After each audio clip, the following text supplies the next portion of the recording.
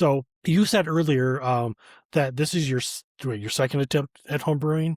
So when was your first attempt at trying to try this Uh, hobby? my wife and I lived in a small condo, Huh? and we had we tried with we bought like a kit. Not I had tried the Mr. Beer a long time ago, but we kind of bought a more of a better kit to do brew in a Mm-hmm. bag. Mm-hmm. And we used to have a local homebrew store, so we kind of bought a kit from there. Mm-hmm. We tried to do a sour, and Mm. the pH never dropped. Okay. And then I think we tried a New England IPA, and it got pretty oxidized. And at that point, I was like, you know what? Whenever we buy a bigger house, maybe we'll move. Mm. We'll try it again, or. But at that point, I was like, at this point, I'm just throwing away money, and just kind of got, I guess, discouraged. And the bottling process is terrible, and we're trying to bottle everything. Yeah, that could be a little bit of a beast, for sure. Especially if you're doing 5 gallon batches. Yeah, You're between 46 to 50 bottles easily, right? Then you got to cap it yeah, all, clean, sanitize, all that kind of stuff. Like I still do a little bottle conditioning depending on the style, but my batches are probably 3 gallons now. I don't do much 5 anymore. I'm even thinking about dropping down to 2.5 even, because there's so many beer styles I want to make, and I know I won't be around long enough to make them all. So having 5 gallons just sit there and not really get drank, I just end up just throwing away and just making more. Because, like I said, it's some beer styles can cost a lot of money. You can spend $80 on a beer style. Or you can be as cheap as 20, even $20 on a smash beer or something like that. But it's still 5 gallons, right? So still a lot of beer to kind of drink. And I like a variety. I'm kind of seasonal on top of it too.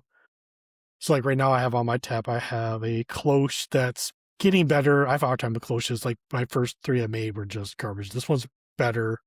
I messed up. I used Cellular Science's German yeast, but I conditioned it at the temperature of a lager, or excuse me, as an ale and not a lager.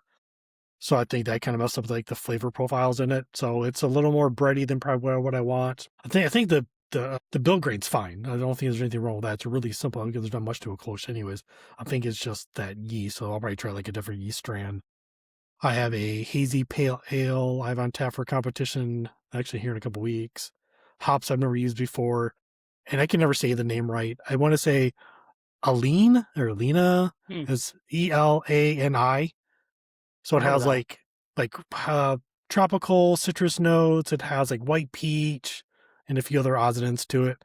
It was a experimental hop 2 years ago, I think, or 3 years ago, and now it actually has a name.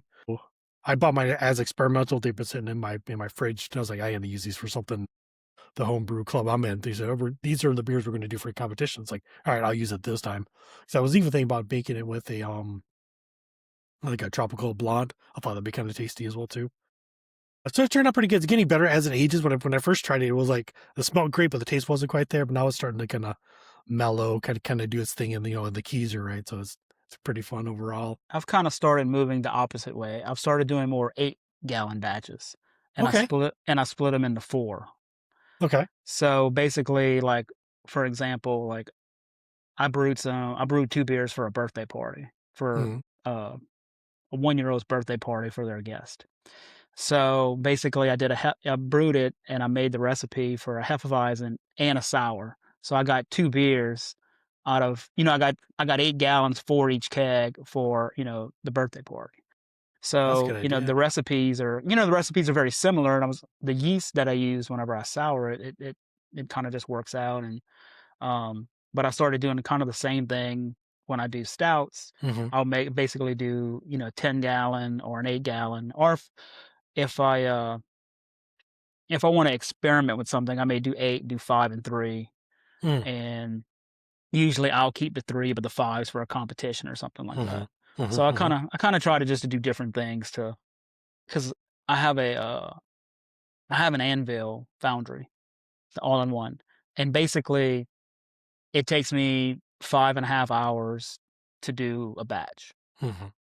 And I was like, you know what? If I can do two beers at the same time, then I save 5 hours, and I save I save money on distilled water, I save Yes. money on ice.